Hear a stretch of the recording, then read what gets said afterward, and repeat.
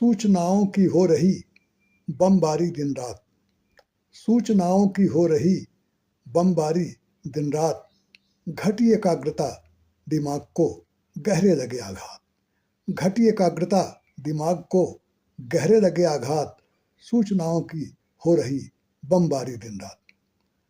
साथियों, निसंदेह सूचना बहुत जरूरी है और सही सूचना सही समय पर मिल जाए तो वह तो बड़े काम की है। इसीलिए हर युग में सूचनाओं को इकट्ठा करने के लिए तरह तरह की तरकीबें निकाली गई और इसको बहुत ज़रूरी समझा और विज्ञान और तकनीक ने इसमें बड़ा योगदान किया है। आज सूचनाओं को इकट्ठा करना, उन्हें वितरित करना, सूचनाओं को स्टोर करना, ये बहुत बड़ा काम है और इसमें विज्ञान ने बहुत ज़्यादा प्रगति कर दी है।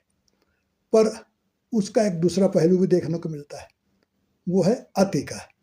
कहा भी गया है कि अति सर्वत्र वर्जयेत, यानी अति किसी भी चीज की हो बुरी है। अति का भला न बरसना, अति की भली न धूप, अति का भला न बरसना, अति की भली न धूप, अति का भला न बोलना, अति की भली न चूप, अति का भला न बोलना, अति की भली न चूप। तो अब इधर सूचनाओं के मामले में भी अति हो गई है।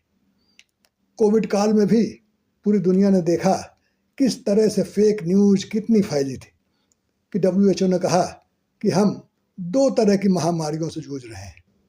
एक तो कोविड की महामारी है और दूसरी इन्फोडेमिक, सूचना की महामारी है।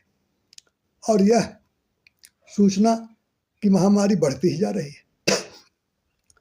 अब तो 24 घंटे दिन रात सूचना की बारिश हो रही है।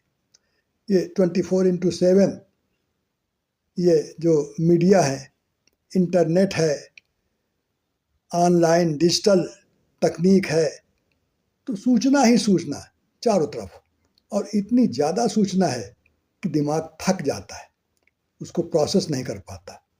और इस सूचना विस्फोट का जो असर पड़ रहा है वह इंसान के मानसिक संरचना, सामाजिक संबंधों और यहाँ तक कि लोकतांत्रिक विवेक पर भी इसका गहरा असर पड़ रहा है।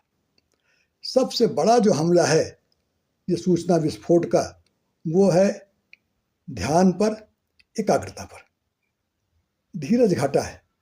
हर समय जो टन से नोटिफिकेशन आ जाता है मोबाइल पर, रील्स है और फिर अंतहीन स्क्रॉलिंग है, इससे धीरज बहुत घटा है।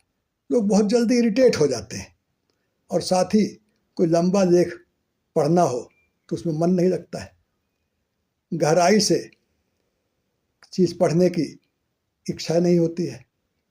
किसी विचार पर लंबे समय तक सोचने की क्षमता घट रही है और साथ ही जटिल विषय को समझने की भी क्षमता घट रही है।